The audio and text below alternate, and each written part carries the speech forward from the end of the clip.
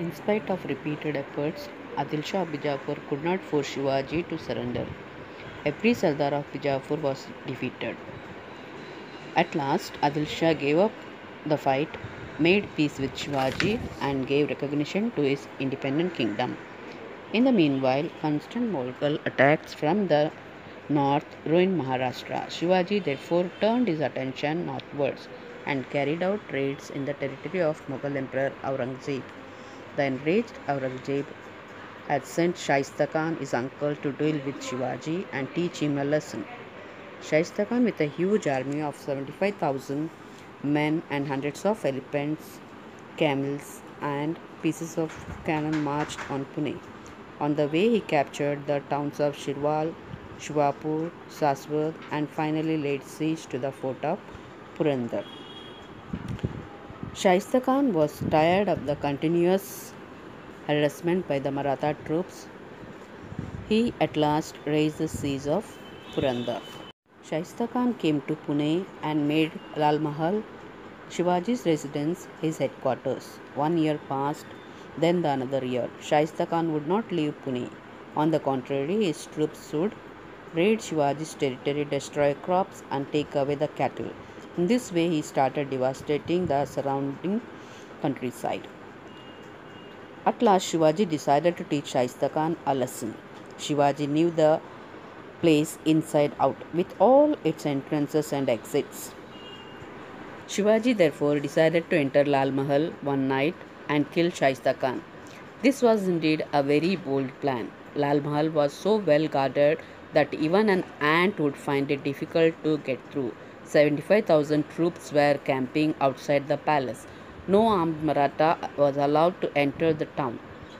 Shivaji fixed the date to carry out the plan. On the night of 5th April 1663, a marriage procession was passing along the streets of Pune. There was music and fireworks accompanied the procession. Hundreds of people dressed in fine clothes were in the procession.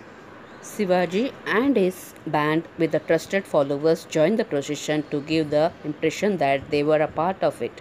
After some time, the procession proceeded on its way, but Shivaji and his men moved away quietly in the direction of Lal Mahal.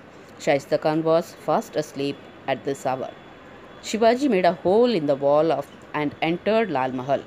He had no trouble in finding his way about because it was, after all, his own house. The Khan's bodyguards were half asleep. Shivaji's followers tied them up. Shivaji went deeper inside. Suddenly, someone rushed at him with a sword. Shivaji killed him. He thought it was Shaista Khan, but it was his son. There was a commotion. People woke up. Shivaji went straight to the Khan's chamber and took out his sword. Terrified, the Khan started shouting, the devil, and tried to escape through the window. Shivaji struck him with the sword, which cut off 3 fingers of the Khan. The Khan could have lost his life, but he escaped with the loss of 3 fingers only. The Khan jumped out of the window and made for safety. To deceive the Khan's troops, Shivaji and his men raised the cry, "Shivaji has attacked, run, catch him," and started to run themselves. The Khan's troops also started running in all directions in the confusion that followed. Shivaji and his men made their escape and reached Sinhagad. This incident took the fight out of Shaista Khan. He was afraid that if he lost only his fingers in the first attack, Shivaji might cut his head off in the second. Aurangzeb was furious when he heard of this episode. Shaista Khan lost the emperor's favor and was transferred to Bengal. This was the first serious blow to the Mughal power.